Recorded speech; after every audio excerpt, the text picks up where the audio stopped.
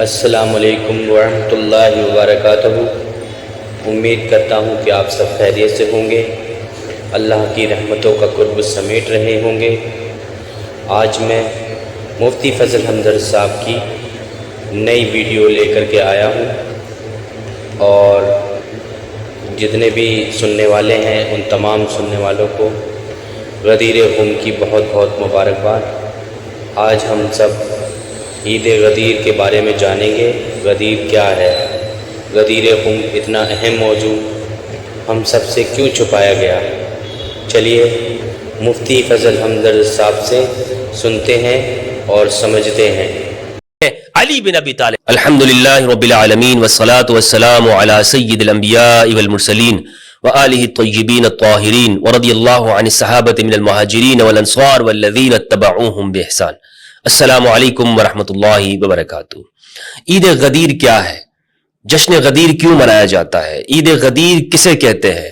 تاریخ اسلام کے اندر سیرت رسول صلی اللہ علیہ وآلہ وسلم میں غدیر کے واقعے کی اہمیت کیا ہے؟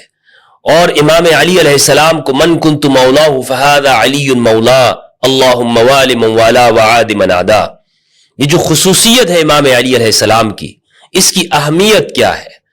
یاد رکھیے کہ یہ خصوصیت من کنت مولاہ فہذا علی مولا، یہ ان الفاظ کے ساتھ تمام صحابہ کرام اور اہل البیت علیہ السلام کے اندر امام علی علیہ السلام واحد ذات ہیں کہ جن کو یہ خصوصیت عطا ہوئی ہے۔ اس خصوصیت میں بڑے سے بڑا صحابی شریک نہیں ہے۔ یہ امام علی علیہ السلام کی ایسی فضیلت ہے کہ رسول نے من کنت مولاہ فہذا علی مولا، علی کا ہاتھ بلند کر کے صرف علی کے لیے بیعت لی ہے اپنے صحابہ کرام سے۔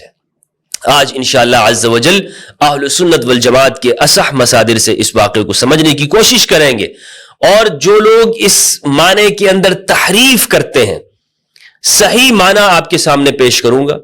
مولا کا معنی کیا ہے؟ مولا کسے کہتے؟ صحابہ کرام خود مولا کسے کہتے تھے؟ صحابہ مولا کیا سمجھ رہے ہیں، اور آج کا مولوی مولا کو کیا کہتا ہے؟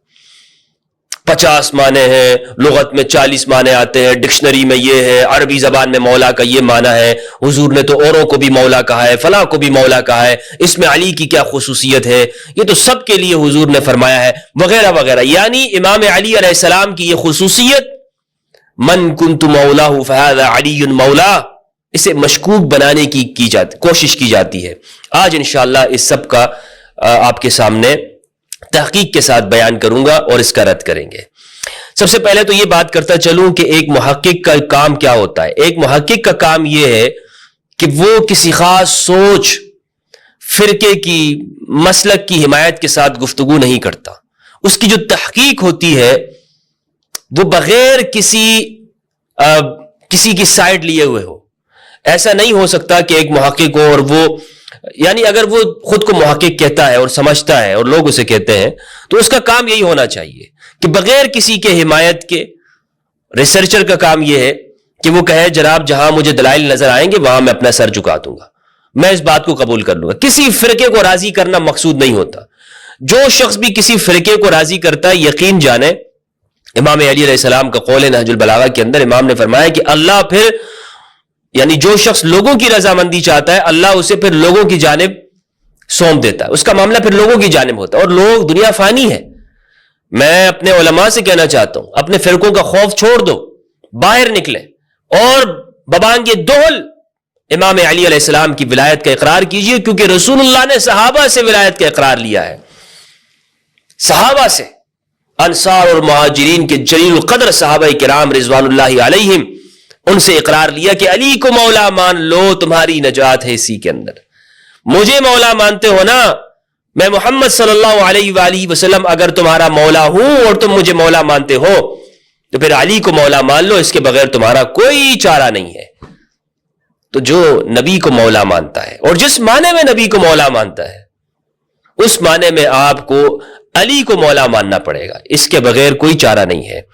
اور اللہ اس بات کا زیادہ حقدار ہے، واللہ ورسولہ احق ان یرضوہ، اللہ اور اس کا رسول اس بات کا زیادہ حقدار ہے کہ انہیں راضی کیا جائے۔ لوگوں کو، فرقوں کو، مسجد والوں کو، دوستوں کو، کس کس کو آپ راضی کرتے پھریں گے؟ جناب میں اس مسجد سے وابستہ ہوں، لہٰذا اگر میں نے مولا کا معنی مالک کر دیا، اولا کا معنی میں نے حقدار کر دیا، مالک کر دیا، سردار، آقا اور مولا کر دیا، تو پھر تو فرقے کے اندر میری جگہ نہیں ہوگی۔ تو یہ فرقے والے تمہیں آخرت میں بچائیں گے، قبر میں یہ فرقے والے تمہارے پاس آئیں گے۔ بیان کر دو۔ میں اپنے اہل سنت علماء سے کہنا چاہتا ہوں کہ ہماری عوام کو، سنی عوام کو جو تم نے برسوں سے بے وقوف بنا کے رکھا ہوا ہے، اس میں 40 معنی 50 معنی، اچھا اگر 40-50 معنی بھی ہیں تو اس روایت کو بیان کیا کرو۔ 18 ذی الحج کو حدیث غدیر کو، غدیر خم کو کیوں بیان نہیں کرتے؟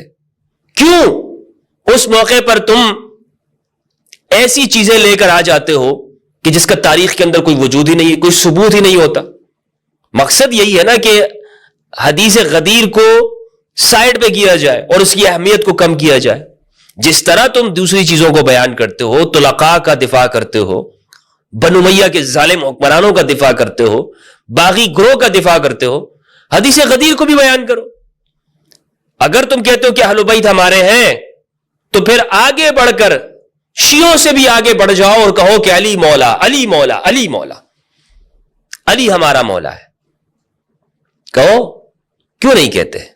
اس لیے کہ تمہیں پتا ہے کہ تمہارے بچوں کو جب یہ سبق آ جائے گا علی مولا، علی مولا، تو پھر وہ ماننے تک خود پہنچ جائیں گے، اس لیے یہیں سے کاٹ دیتے ہیں۔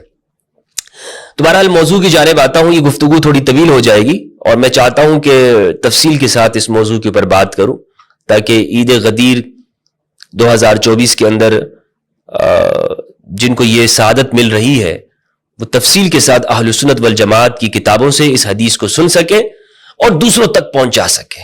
یہ میرا اور آپ کا فرض ہے کہ ہم اس بیعت کا اقرار کریں۔ میں آج اقرار کرتا ہوں، یا رسول اللہ میں علی کو مولا مانتا ہوں، یا رسول اللہ میں آپ کو مولا مانتا ہوں، یا رسول اللہ کیوں نہیں، کیوں نہیں، کیوں نہیں، آپ میری جان کے مالک ہیں، مجھ سے زیادہ حق رکھتے ہیں۔ جس طرح آپ نے صحابہ کرام سے اس کا عہد لیا، الست اولا بالمؤمنین من انفسہم، میرے صحابہ یہ بتاؤ کیا میں محمد صلی اللہ علیہ وآلہ وسلم تمہاری جانوں کا مالک نہیں ہوں؟ تو صحابہ نے اقرار کیا، یا رسول اللہ اسی طرح میں بھی اقرار کرتا ہوں۔ اگر ہم وہاں ہوتے تو ہم سب کو اقرار کرنا فرض تھا یا نہیں تھا؟ ہم سب پہ یہ فرض تھا کہ ہم وہاں پہ اقرار کرتے، یا رسول اللہ کیوں نہیں، آپ ہماری جانوں کے مالک ہیں۔ جب آپ مالک ہیں، مولا ہے ہمارے، تو علی بھی مولا ہے، علی بھی ہمارا آقا ہے، علی بھی ہمارا سردار ہے۔ یہ ہم سب کے اوپر اس بیعت کا اقرار کرنا فرض ہے، اور یہی عید غدیر ہے، یعنی خوشی کا دن، عید کا دن۔ علی کی خوشی میں شریک ہونا ہے بھائی۔ کیا ہم علی کی خوشی میں شریک نہ ہوں؟ ہم اپنے دوستوں کی خوشیوں میں شریک ہوتے ہیں، سیلیبریٹ کرتے ہیں اسے، دنیا کی عارضی خوشیوں کے اندر۔ یہ تو دائمی خوشی ہے، یہ تو قبر تک، آخرت تک ساتھ دینے والی ہے۔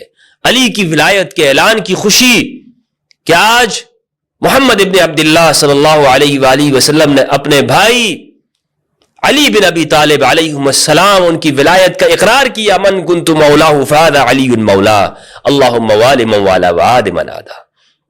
خوشی سے اس کو بیان کریں، جھوم کر بیان کریں، دلوں کی تر و تازگی ہو آپ کے دلوں کے اندر، چہروں پر حشاش بشاش ہو کر اس خوشی کا اقرار کریں، اس بیعت کا اقرار کریں۔ اور صحابہ نے، جلیل القدر صحابہ نے اقرار کیا، علی کو امام مان لیا، علی کو امام مان لو۔ یہ واقعہ شیعہ کتابوں سے میں آپ کے سامنے پیش نہیں کر رہا ہوں، حالانکہ شیعہ کتابوں کے اندر بھی یہ واقعہ موجود ہے اور انہوں نے اس پر بڑی کتابیں بھی لکھی ہیں۔ امینی صاحب کی غدیر کتاب ہے 10 جلدوں کے اندر، لیکن جس کثرت کے ساتھ یہ سنی کتابوں کے اندر موجود ہے یہ اور کسی جگہ پر نہیں ہے، انتہائی کثرت کے ساتھ۔ اور 200 صحابہ کرام انہوں نے اس روایت کو نقل کیا ہے، حدیث غدیر کو۔ 50 صحابہ کرام کے نام تو خود میں نے جمع کیا، میں آپ کے سامنے پیش کروں گا انشاءاللہ۔ جلیل القدر صحابہ کرام، سنی شیعہ دونوں کتابوں کے اندر یہ حدیث موجود ہے۔ اہل سنت کے جید علماء نے کہا ہے کہ حدیث غدیر یہ متواتر ہے۔ حدیث غدیر و حدیث ثقلین ایک ہی حدیث ہے، یہ ایک ہی حدیث ہے۔ غدیر اس کا ایک ٹکڑا ہے اور اس کا ایک حصہ ہے۔ اور یہ صرف یہ بات یاد رکھیے گا، کچھ لوگ کہتے ہیں کہ غدیر کا جو واقعہ ہے نا، یہ ناسبیوں کو میں جواب دینا چاہتا ہوں. یہ کہتے ہیں، ایک اعتراض قائم کرتے ہیں کہ امام علی علیہ السلام کو جو یہ مولا کہا گیا اور اس کے لیے اہتمام کیا رسول اللہ صلی اللہ علیہ وآلہ وسلم نے، تو دراصل حجۃ الوداع کے بعد کچھ لوگوں کو علی سے شکایت ہو گئی تھی یمن کے اندر، اور وہی شکایت نبی کے سامنے عرض کی گئی. تو آپ نے فرمایا کہ علی کے بارے میں شکایت نہ کیا کرو. علی کے بارے میں کیوں شکایت کرتے ہو؟ یہ تو تمہارا دوست ہے، کیونکہ میں تمہارا دوست ہوں تو یہ بھی تمہارا دوست ہے. یہ واقعہ جس طرح یہ لوگ بیان کرتے ہیں یہ بنتا نہیں ہے. اول تو جو یہ یمن کا واقعہ ہے کہ جن لوگوں کو علی سے شکایت ہوئی تھی، اور یمن کے بعد رسول اللہ صلی اللہ علیہ وآلہ وسلم نے فیصلہ کر دیا تھا، اس شکایت کا فیصلہ ہو گیا تھا، اور یہ مستدرک الحاکم کے اندر مروی ہے، وہ شکایت کا فیصلہ ہو گیا. تو کہنا یہ چاہتا ہوں کہ من کنت مولا فہذا علی مولا، یہ صرف ایک مرتبہ نبی نے نہیں کہا، یہ اقرار ایک مرتبہ نہیں لیا کہ غدیر خم کے مقام پہ، یہ مختلف مواقع کے اوپر رسول اللہ نے ارشاد فرمایا ہے، مختلف جگہوں کے اوپر. یمن کے بعد بھی جب یمن سے امام علی علیہ السلام لوٹے اس وقت بھی آپ نے یہی فرمایا، اور اسی طرح غدیر خم کے موقع پر بھی. غدیر خم میں کتنا اہتمام کیا ہے، کتنا اہتمام کہ حجۃ الوداع سے واپسی پر آپ نے عام روٹ کو چھوڑ دیا کہ جس پر قافلے سفر کیا کرتے تھے، مدینہ جاتے تھے، شام جاتے تھے. آپ نے وہاں سے نیچے اتر کر، جیسے ہوتا ہے نا ہم بھی رستے میں ہائی وے پہ سفر کر رہے ہیں اور پھر اگر کھانا کھانے جاتے ہیں، کوئی کام کرنے جاتے ہیں، تو پھر ہم وہاں پہ ایگزٹ کر لیتے ہیں اور دور چلے جاتے ہیں، 1 کلومیٹر 2 کلومیٹر پہ بنا ہوتا ہے. تو خم کا جو یہ مقام ہے، رسول اللہ صلی اللہ علیہ وآلہ وسلم نے عام راستے سے اس کو چھوڑ دیا اور ایک گراؤنڈ کے اندر آپ گئے. وہاں پر پانی کے چشمے بھی وہاں پہ موجود تھے، پانی بھی وہاں پر، خم کہتے ہیں دراصل وہ گڑھا جہاں پہ پانی وغیرہ بارشوں سے جمع ہو جاتا ہے. اس مقام پر رسول اللہ صلی اللہ علیہ وآلہ وسلم نے اہتمام کے ساتھ اپنے لیے ایک منبر تیار کیا اور اعلان کیا گیا الصلاۃ جامعہ، نماز کا وقت، ظہر کی نماز ادا کی گئی. اور اس جگہ کے اوپر یہ بات یاد رہے کہ جو یمن کے قافلے تھے وہ جا چکے تھے، شام کے قافلے تھے وہ جا چکے تھے. حجۃ الوداع میں 1,24,000 صحابہ کے بارے میں بتایا جاتا ہے کہ جو رسول اللہ صلی اللہ علیہ وآلہ وسلم کا خطبہ سننے والے تھے، وہ لوگ جا چکے ہیں. اب یہاں پر خم کے مقام میں رسول اللہ صلی اللہ علیہ وآلہ وسلم نے انصار اور مہاجرین کی تعداد جو کہ 10,000 بنتی ہے ان کو جمع کیا. بعض نے لکھا ہے 15,000. ان لوگوں کو جو کہ اہل الحل والعقد، وہ صحابہ ہیں کہ جنہیں قرآن نے انصار اور مہاجرین کہا ہے، ان کو سب کو جمع کیا، آ جاؤ. کیونکہ قرآن مجید ان کی اہمیت کو بیان کرتا ہے اور آگے آنے والے واقعات کے اندر انہی کی اہمیت ہے. یہ رسول اللہ صلی اللہ علیہ وآلہ وسلم کے ابتدائی زمانے کے ساتھی ہیں، مدینہ میں مدد کرنے والے ہیں، تو ان کی اہمیت ہے. قرآن مجید سورۃ توبہ کے اندر سورۃ نمبر 9 آیت نمبر 100 میں، آیت نمبر 100 میں اللہ رب العزت نے ارشاد فرمایا اعوذ باللہ من الشیطان الرجیم بسم اللہ الرحمن الرحیم والسابقون الاولون من المہاجرین والانصار والذین اتبعوہم باحسان. پہلوں میں پہل کرنے والے، سبقت لے جانے والے اہل البیت علیہم السلام کہ جو دعوت ذو العشیرہ کے اندر بھی موجود ہیں. والسابقون الاولون من المہاجرین والانصار والذین اتبعوہم باحسان، جو بعد میں آئے اور انہوں نے ان کی پیروی کی، لیکن شرط ہے احسان کی پیروی. ایسے نہیں کہ جو ان کی پیروی کرتا اور اس کی زندگی میں ظلم پایا جائے.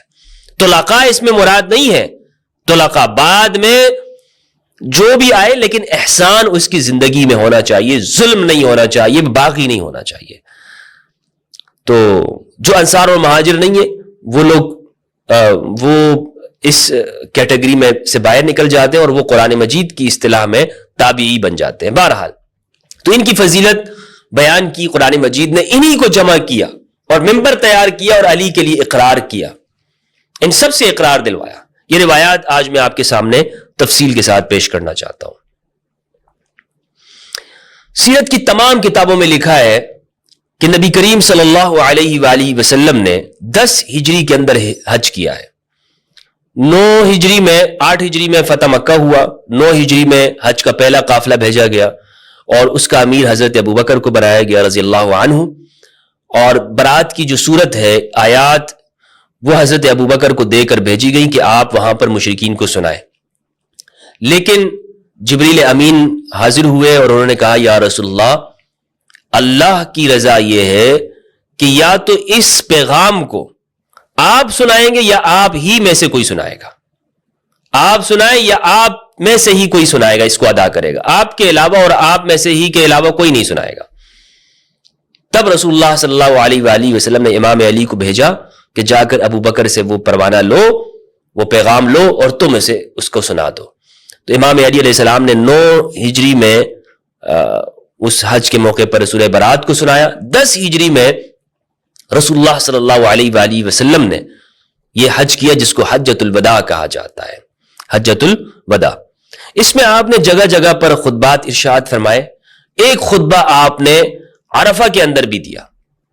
عرفہ کے اندر جو آپ نے خطبہ دیا ہے وہ جابر بن عبداللہ الانصاری رضی اللہ تعالیٰ عنہ سے مروی ہے۔ اس کے کچھ الفاظ ہیں جو کہ سنن ترمذی کے اندر روایت موجود ہے 3786 نمبر پر، یہ روایت آپ دیکھ سکتے ہیں۔ کچھ لوگ یہاں پر یہ کہتے ہیں کہ اگر اہل البیت کی اتباع کا بیان مقصود ہوتا اور ان کی اہمیت کا بیان مقصود ہوتا، علی کی ولایت کا اقرار لینا ہوتا، علی کی بیعت لینے کا مطلب ہوتا، تو عرفہ میں کیوں نہیں لیا؟ حجۃ الوداع میں کیوں نہیں لیا؟ اس کے بعد کیوں لیا گیا؟ حجۃ الوداع میں اہل البیت کی عمومی فضیلت کو رسول اللہ نے بیان کر دیا عرفہ کے مقام پہ۔ ترمذی کی روایت ہے 3786۔ جابر بن عبداللہ فرماتے ہیں کہ میں نے رسول اللہ صلی اللہ علیہ وآلہ وسلم کو ان کی اونٹنی قصوہ کے اوپر سوار دیکھا اور آپ نے یہ ارشاد فرمایا، میرے صحابہ تم کبھی بھی گمراہ نہیں ہوگے، تم ہمیشہ سیدھے رستے پر چلتے رہو گے۔ میرے صحابہ تمہیں ضمانت دیتا ہوں کہ میرے بعد تم سیدھے رستے پر ہوگے، گمراہی میں نہیں ہوگے۔ ایک رستہ ہے قرآن کا، کتاب اللہ، یہ کتاب اللہ کی کتاب، اور دوسرے میرے اہل البیت، عطرتی، اہل بیتی، میری عطرت، میری اولاد۔ یہ عرفہ کے مقام پر رسول اللہ صلی اللہ علیہ وآلہ وسلم نے ارشاد فرمایا حجۃ الوداع میں۔ واپسی میں آپ خم کے مقام پہ اترے، آپ نے قیام فرمایا، 18 ذی الحج ہے، اور وہاں پہ آپ نے ایک طویل خطبہ دیا جسے خطبہ غدیر کہا جاتا ہے، اور اس میں آپ صلی اللہ علیہ وآلہ وسلم نے امام علی علیہ السلام کی ولایت کا اقرار کیا۔ میں نے آپ کو بتایا کہ اس خطبے کے اندر انصار اور مہاجرین کی 10,000 کی تعداد اس میں شریک ہے، اور ان کی اہمیت کے بارے میں بھی میں نے آپ کو بتایا سورہ توبہ کی آیت سے۔ انصار اور مہاجرین کے حوالے سے ایک روایت میں آپ کے سامنے پیش کرنا چاہتا ہوں تاکہ ان کی اہمیت آپ کے سامنے مزید واضح ہو جائے، کہ کچھ لوگ جو یہ طلقاء کو، عتقاء کو، طلقاء کہتے ہیں جن کو آزاد کر دیا، طلاق سے ہیں، آزاد کر دیا، اور ان کو مؤلفۃ القلوب بھی قرآن نے کہا ہے۔ انہیں حنین کے مال سے 100 اونٹ دیے تھے، یہ ہیں طلقاء، آزاد کر دیے گئے، فتح مکہ پہ اسلام لائے، اور پچھلی زندگی ان کی رسول کے ساتھ جنگوں میں گزری ہو، یعنی یہ دوست نہیں ہو مسلمانوں کے، وہ قریش مشرکین مکہ کا ظالم طبقہ جو کفر کی حالت میں جنہوں نے ظلم کیا مسلمانوں کے اوپر۔ تو جب یہ اسلام انہوں نے قبول کیا، انہیں طلقاء کہا گیا۔ ہماری تمام تاریخی کتابوں میں انہیں طلقاء کہا جاتا ہے۔ عتقاء ثقیف کے لوگ جو وفود آئے ان کو آزاد کر دیا گیا، انہوں نے بھی بہت ظلم کیے تھے۔ آپ کو پتہ ہے طائف میں ثقیف کا قبیلہ تھا۔ تو آپ صلی اللہ علیہ وآلہ وسلم نے انصار اور مہاجرین کو ایک دوسرے کا حلیف بنایا ہے، یہ ایک گروہ ہے۔ مسند احمد کی روایت، حدیث کا نمبر ہے 19215، انٹرنیشنل نمبر اس کا، اور اس کی تحقیق ہے شعیب الارناؤوط کی۔ یہ روایت ہے ابی وائل سے، انہوں نے جریر سے، وہ کہتے ہیں کہ رسول اللہ صلی اللہ علیہ وآلہ وسلم نے فرمایا، المہاجرون والانصار اولیاء بعضهم لبعض، مہاجرین اور انصار ایک دوسرے کے اولیاء ہیں، ایک دوسرے کے مددگار ہیں، یہ ایک گروپ ہے۔ والطلقاء من قریش، قریش کے طلقاء، قریش کے آزاد کردہ لوگ، والعتقاء من ثقیف، اور ثقیف کے آزاد کردہ، بعضهم اولیاء بعض الى یوم القیامہ، یہ قیامت تک ایک دوسرے کے ساتھی اور دوست ہیں۔ یہ قیامت تک کیا ہے؟ یہ گروپ الگ ہے۔ تو صحابہ کا جو گروپ ہے وہ الگ ہے، عتقاء اور طلقاء کا گروپ الگ ہے۔ یہ فرق ہے بنیادی طور پر صحابہ کرام میں۔ بعض لوگ کہتے ہیں کہ آپ فتح مکہ والوں کو مسلمان مانتے ہیں، یعنی بالکل مسلمان ہیں، کیوں نہیں ہے؟ مسلمان ہیں، انہوں نے زبان سے اقرار کیا ہے، کسی کو اسلام سے نکالنا تو نہیں ہے، لیکن رسول یہ فرما رہے ہیں کہ یہ صحابہ کی کیٹیگری میں نہیں ہے. طلقاء، یاد رکھیے گا، طلقاء صحابہ کی کیٹیگری میں نہیں آتے. بعض لوگ بڑھا چڑھا کر علی کے ساتھ برابر کرنے کی کوشش کرتے ہیں، علی کے ساتھ، اہل البیت کے ساتھ برابر کرنا چاہتے ہو، بدبختو، ناسبیو، علی کے ساتھ فلاں فلاں کو، وہ طلقاء کو جن کو رسول نے طلقاء کہا ہے، طلقاء اور عتقاء کہا ہے. تو یہ روایت ہے، یہ میں نے آپ کے سامنے پیش کر دی، اس کی ٹرانسلیشن بھی آپ دیکھ سکتے ہیں. اب یہ جو حدیث غدیر ہے، اس کو روایت کرنے والے صحابہ کون ہیں؟ یہ میں نے آپ کو بتایا کہ متواتر ہے.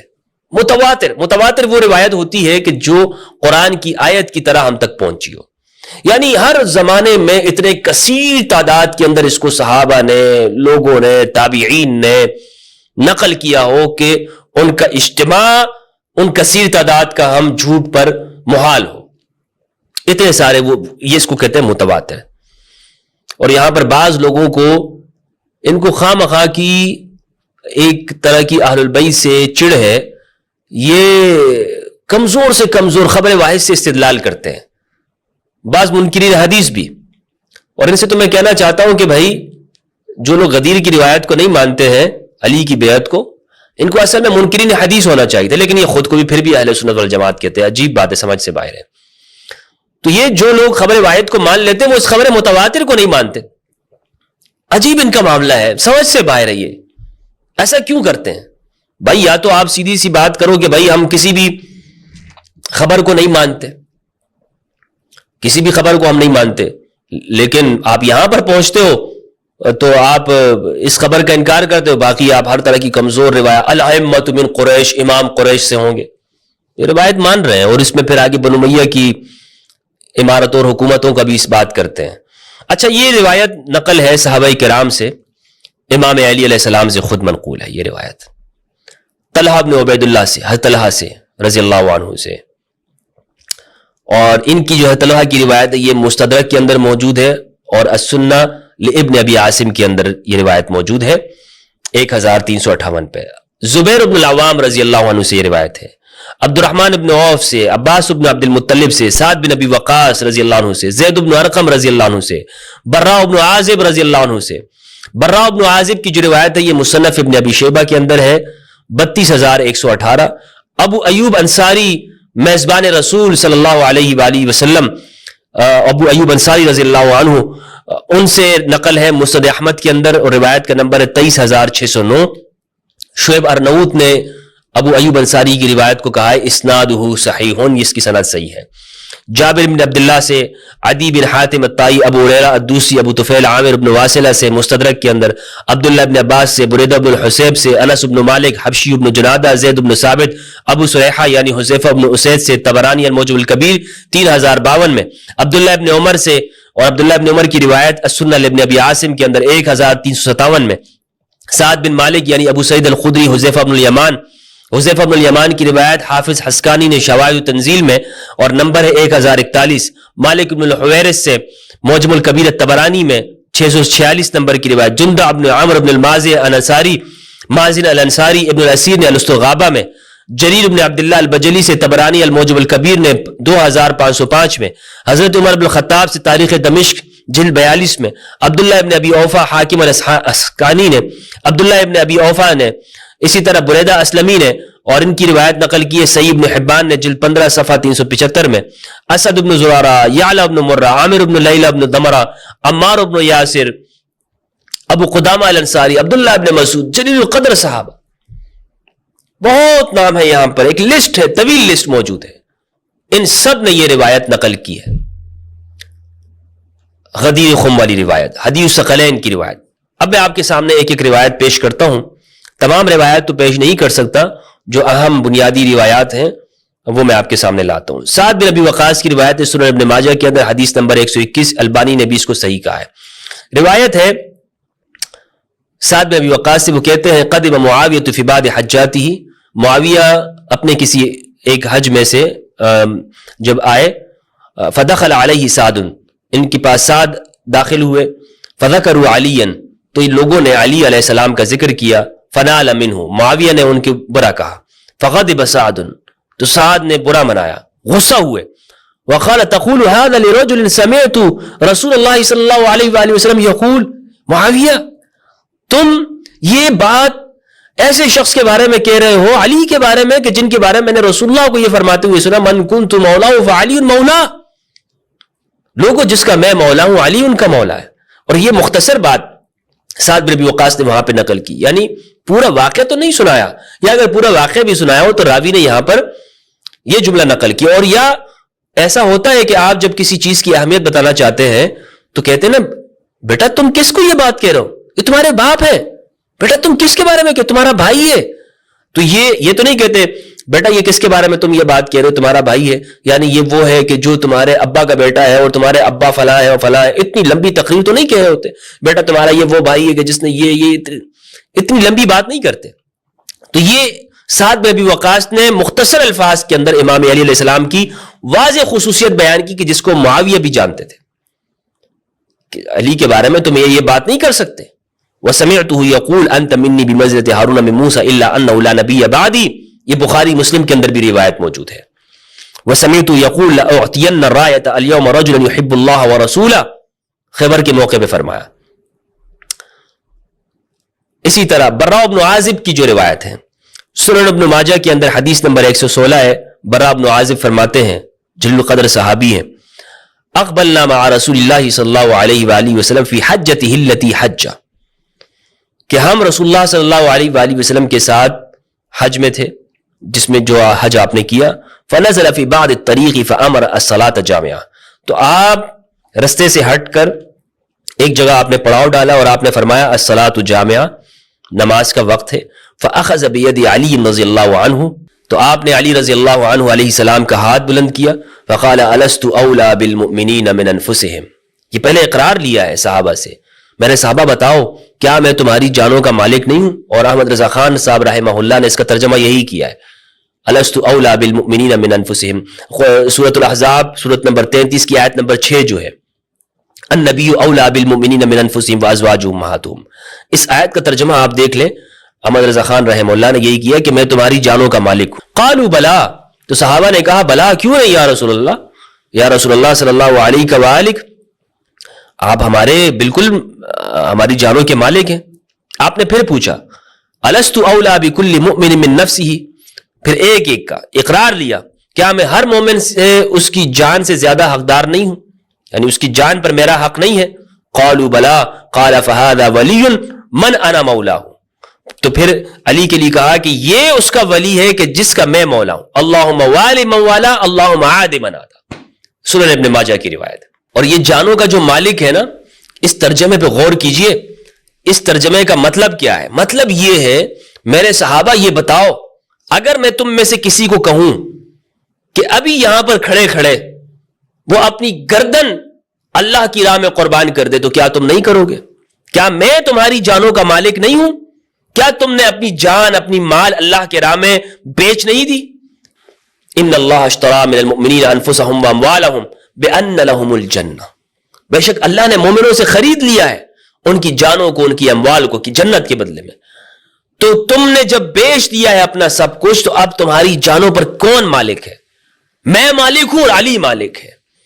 اگر تم مجھے مالک سمجھتے ہو، اگر تم مجھے اپنی جان کا، اپنی رگ کا، اپنی روح کا، اپنے بدن کا مالک سمجھتے ہو کہ میں تمہارا مالک ہوں، تم سب میرے غلام ہو، تو پھر اس علی کو بھی اپنا مالک مانو.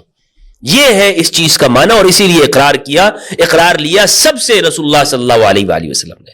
اس بات کا اقرار کرو، الست اولی بالمؤمنین من انفسہم.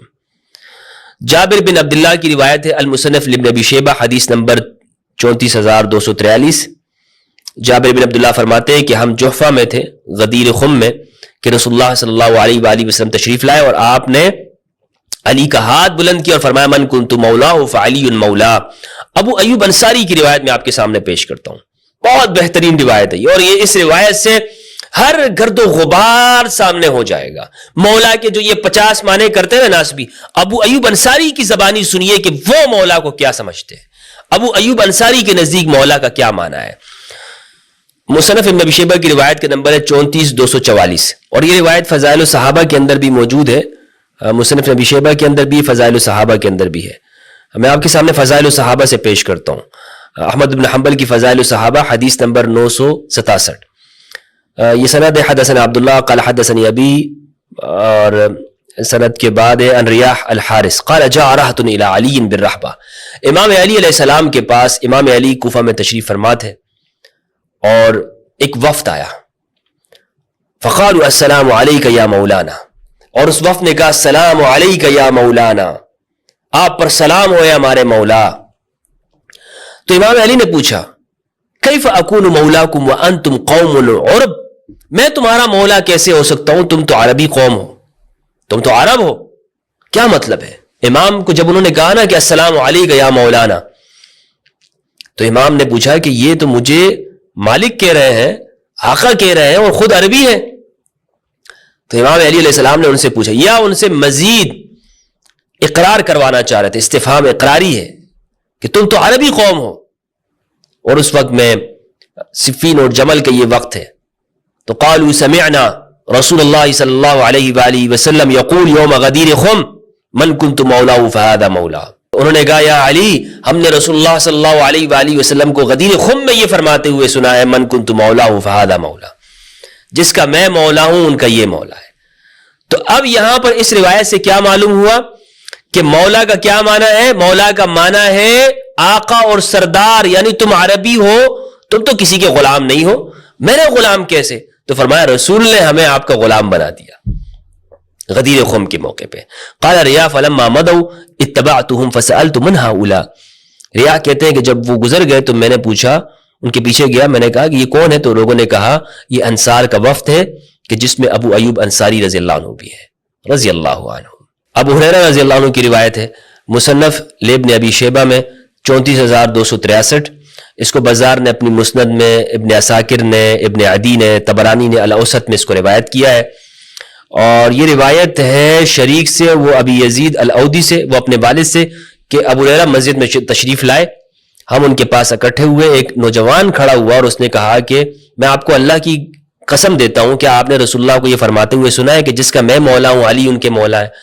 تو انہوں نے کہا، ابو ہریرہ نے کہا ہاں. تو اس آدمی نے کہا کہ میں تجھ سے بری ہوں، میں تجھ سے بری ہوں، تم علی کو مولا مان رہے ہو، میں تم سے بری ہوں. تو ابو ہریرہ نے کہا دور ہو جاؤ، اور لوگوں نے پھر اس کو کنکریوں سے مارا، دفع ہو جاؤ یہاں سے. کنکریوں سے لوگوں نے اس کو مارنا شروع کیا. ایسے لوگ تھے کہ جو علی کی ولایت کے اقرار نہیں کرتے تھے، علی کو مولا نہیں مانتے تھے. ابو طفیل عامر بن واصلہ کی روایت ہے، اور یہ روایت فضائل الصحابہ کے اندر موجود ہے، اور شیخ البانی نے اس کو صحیح کہا ہے. فضائل الصحابہ احمد بن حنبل کی 959 نمبر روایت، اور سنن ترمذی کے اندر یہ روایت ہے 3713 پہ.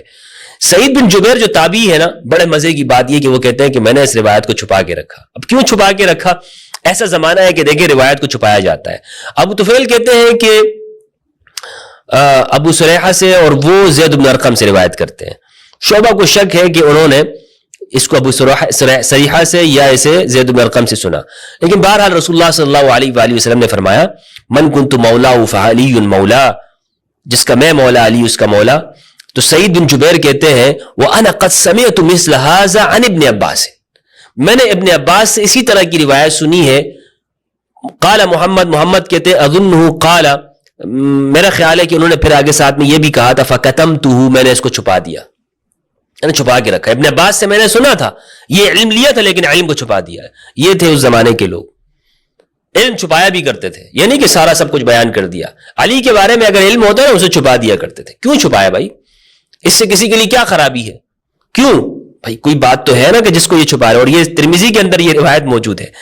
یہ حدیث حسن ہے، اور یہ اسے احمد بن حنبل نے اپنی مسند میں، حاکم نے مستدرک میں، اور نسائی رحمہ اللہ نے خصائص امیر المؤمنین حدیث نمبر 24 میں بھی اس کو روایت کیا ہے.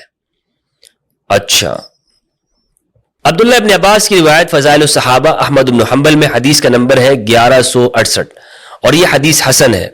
اسے احمد بن حنبل نے اپنی مسند میں، حاکم نے اپنی مستدرک میں، اور نسائی رحمہ اللہ نے خصائص امیر المؤمنین حدیث نمبر 24 میں اس کو بیان کیا ہے.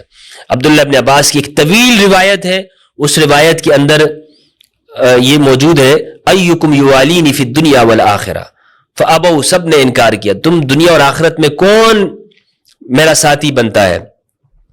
تو یہ اس روایت کے آگے الفاظ ہیں. رسول اللہ صلی اللہ علیہ وآلہ وسلم نے فرمایا انت ولی کل مؤمن بعدی و مؤمنۃ، اے علی تو میرے بعد ہر مومن اور ہر مومنہ کا ولی ہے. قال وسد ابواب المسجد. امام علی علیہ السلام کی 10 خصوصیات یہاں ابن عباس نے خوارج کے سامنے گنوائی تھی. ایک اعتراض جو عام طور پر کیا جاتا ہے کہ یہ جو واقعہ ہے یہ صرف چند لوگوں کو جو شکایت ہو گئی تھی اسے دور کرنے کی رسول اللہ نے لوگوں کے سامنے اقرار لیا تھا، ورنہ اس سے مراد کوئی بیعت وغیرہ نہیں تھی. اس کا یہاں پر میں رد کرتا چلوں. الجامع امام ابن راشد حدیث نمبر 20,388، مصنف عبدالرزاق کے اندر حدیث نمبر 21,460، اور اسی طرح یہ روایت المصنف لابن ابی شیبہ کے اندر موجود ہے 34,304. روایت کیا ہے؟ روایت ہے طاؤس ابن طاؤس سے، وہ اپنے والد سے، کہ جب نبی صلی اللہ علیہ وآلہ وسلم نے امام علی کو یمن بھیجا تو بریدہ اسلمی بھی ان کے ساتھ تھے. تو وہ کسی چیز کے اندر، کسی معاملے کے اندر امام علی پر وہ ناراض ہوئے. تو بریدہ نے شکایت لے کر نبی صلی اللہ علیہ وآلہ وسلم کے پاس آئے. تو نبی صلی اللہ علیہ وآلہ وسلم نے بریدہ سے کہا من کنت مولاہ فعلی مولا فإن علی مولا، جس کا میں مولا علی اس کے مولا. اس حدیث کی مزید تخریج میں آپ کے سامنے بیان کرتا چلوں. انتہائی اہم حدیث ہے. احمد نے اس کو نقل کیا، احمد بن حنبل نے مسند میں 22,945، نسائی نے الکبریٰ میں 8,145، حاکم نے مستدرک کے اندر جلد 3 صفحہ 110، ابن حبان نے 6,930 میں، ابن ابی عاصم نے الاحاد والمسانی میں 2,357 میں، ابو نعیم نے معرفت الصحابہ میں، بزار نے، ابن العرابی نے موجم میں، عبدالرزاق نے، طبرانی نے، لالکائی نے، تحاوی نے شرح المشکل میں، ابن زنجوی نے الاموال میں، اسی طرح ابو شیخ نے طبقات المحدثین میں، اور ابن ابی عاصم نے سنہ میں. اور اس روایت کی جو اصل ہے نا دوستو وہ بخاری کے اندر موجود ہے. اس روایت کی کوفہ میں 12 صحابہ کی گواہی. امام علی علیہ السلام نے کوفہ کے اندر صحابہ کرام سے باقاعدہ اس کی گواہی لی ہے. کیا تم اس موقع پر موجود تھے؟ یہ میں آپ کے سامنے پیش کرتا ہوں. مصنف ابی شیبہ کی روایت، حدیث نمبر ہے 32,091. زید بن یوسبہ سے روایت ہے، یوسئی سے، وہ کہتے ہیں کہ امام علی کو یہ بات پہنچی کہ کچھ لوگ امام علی کے بارے میں طرح طرح کی باتیں کرتے ہیں. قال فصعد المنبر، امام علی منبر پہ چڑھے، وقال انشد اللہ رجلا ولا انشدہ الا من اصحاب محمد صلی اللہ علیہ وآلہ وسلم. میں تم سب کو گواہ بناتا ہوں، سب کو قسم دیتا ہوں، لیکن خاص طور پر میں قسم دیتا ہوں اصحاب محمد کو. جو بھی یہاں پر صحابی ہے سب کو قسم ہے. کس بات کی؟ کہ اس نے نبی صلی اللہ علیہ وآلہ وسلم سے اگر کچھ بھی سنا ہے تو وہ کھڑا ہو جائے. کہتے ہیں یہ شخص کہتے ہیں فقام مما یلیہ ستۃ ومما یلی سعد بن وہب ستۃ، میرے دائیں بائیں سے 6 بندے کھڑے ہو گئے اور انہوں نے کہا نشہد ان رسول اللہ صلی اللہ علیہ وآلہ وسلم قال من کنت مولاہ فعلی مولا. ہم سب یہ گواہی دیتے ہیں کہ رسول اللہ نے فرمایا کہ جس کا میں مولا ہوں علی اس کے مولا ہے. امام علی نے یہ گواہی اس لیے لی، اور امام علی کو معلوم ہے کہ کچھ لوگ اس بات کا انکار کرتے ہوں گے، کچھ لوگ پھیلا دی ہوگی بات، لوگوں نے انکار کرتے ہوں گے، علی کو مولا نہیں مانتے ہوں گے. امام علی نے صحابہ سے گواہی لی، 12 صحابہ نے یہاں پہ گواہی دی، اور پھر حضرت عمر رضی اللہ عنہ کا اقرار بھی موجود ہے. اور خود حضرت عمر سے بھی یہ روایت منقول ہے، حضرت عمر سے بھی یہ روایت ہے کہ رسول اللہ نے غدیر خم میں یہ ارشاد فرمایا. مصنف ابن ابی شیبہ کی روایت ہے 32,118. برا بن عازب سے روایت فرماتے ہیں کہ واقعہ انہوں نے نقل کیا، اور غدیر خم کا پورا واقعہ برا بن عازب نے نقل کیا، اور پھر آخر میں فرمایا کہ عمر رضی اللہ عنہ نے اس کے بعد امام علی سے کہا ہنی اللہ کا ابن ابی طالب، مبارک ہو ابن ابی طالب، اصبحت و امسیت مولا کل مؤمن و مؤمنۃ. آپ تو ہر مومن اور مومنہ کے آقا ہو، آپ تو ہر مومن اور مومنہ کے آقا اور مالک ہو. اب کیا کیا جائے ان لوگوں کا کہ جو علی کو مولا نہ مانتے ہوں؟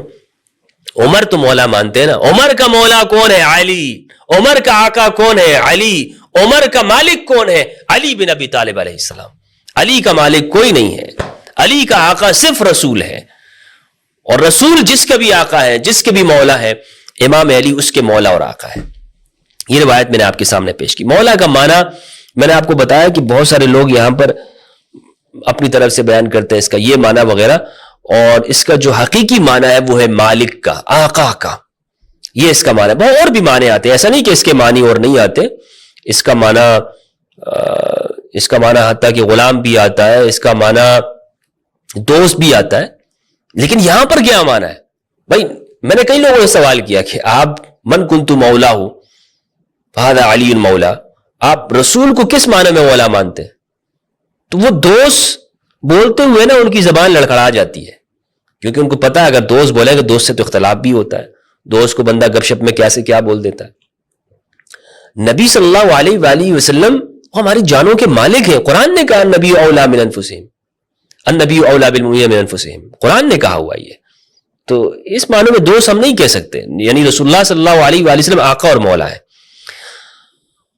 امام شافعی رحمہ اللہ نے تفسیر الامام شافعی جلد 3 صفحہ 1257 میں سورہ محمد کی آیت کی تفسیر آیت نمبر 11 کی ذالک بان اللہ مولا الذین آمنوا وان الکافرین لا مولا لہم، کہ اللہ ایمان والوں کا مولا ہے، کافروں کا کوئی مولا نہیں ہے۔ اس آیت کی تفسیر میں وہ لکھتے ہیں، اور اس کی تحقیق جو کی ہے وہ احمد بن مصطفیٰ الفران نے کی ہے، اور انہوں نے حاشیے میں لکھا ہے کہ یہ روایت متواتر ہے۔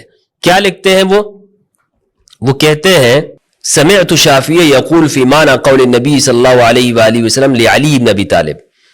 ان سے سوال کیا گیا، ربیع بن سلیمان نے امام شافعی سے سوال کیا کہ یہاں پر جو علی کو رسول اللہ نے مولا کہا ہے اس کا کیا معنی ہے؟ تو انہوں نے کہا یعنی بذالک ولاء الاسلام، یہ اسلام کا ولا ہے، یعنی یہ اسلام کے اوپر ان کو مولا کہا گیا ہے، یعنی اسلام کے اندر وہ تمہارے آقا ہیں، تمہارا اسلام اس وقت تک معتبر ہے کہ علی کو مولا مان لو۔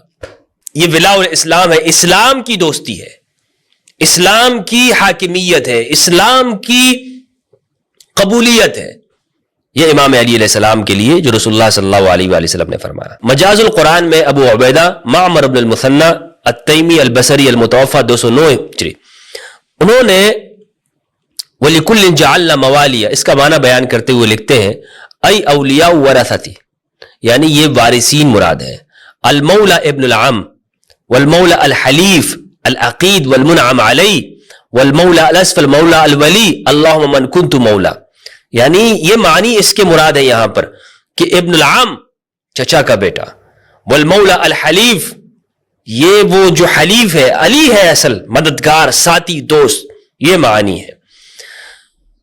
اور قرآن مجید کی جو یہ آیت ہے النبی اولا بالمؤمنین من انفسہم وازواجہ امہاتہم، اس آیت سے بالکل یہ واضح ہو جاتا ہے کہ اولا کا معنی مولا وہی ہے کہ جو اولا کا معنی ہے، اسی سے ہے۔ اولا کا معنی تو آپ مالک کرتے ہو، یہاں مولا کے اوپر آ کر آپ اس کا معنی دوست کر جاتے ہو، سمجھ میں نہیں آتا ہے مجھے کہ یہ کس طرح کا فیصلہ کرتے ہیں۔ تو آج کی اس ویڈیو میں ہم نے حدیث غدیر کا جائزہ لیا اہل سنت والجماعت کی کتابوں سے، اور اس سے یہ معلوم ہوا کہ یہ غدیر بالکل منانا چاہیے، اور یہ امام علی علیہ السلام کی ولایت کا اقرار ہے، جو کہ ہر مومن کے لیے فرض ہے کہ وہ علی کی ولایت کا اقرار کرے۔ اللہ سبحانہ وتعالیٰ سے دعا ہے کہ پروردگار ہم سب کو قرآن مجید میں تدبر کرنے اور اہل بیت کی معرفت عطا فرمائے۔ والسلام علیکم ورحمۃ اللہ وبرکاتہ۔ اللہم صلی علی محمد و آل محمد۔ ماشاءاللہ مفتی فضل حمدرد صاحب کا بہت اچھا بیان تھا، غدیر قم پر باقاعدہ تفصیل بیان کری ہے، انہوں نے بتایا ہے ہم سب کو کہ غدیر قم کیا ہے۔ میں امید کرتا ہوں کہ آپ سب بھی اچھے سے سمجھ گئے ہوں گے۔ ویڈیو اگر پسند آئی ہو تو لائک کریں، شیئر کریں اینڈ سبسکرائب کریں، اور مفتی فضل حمدرد صاحب کے یوٹیوب چینل کو بھی سبسکرائب کریں۔ السلام علیکم ورحمۃ اللہ وبرکاتہ۔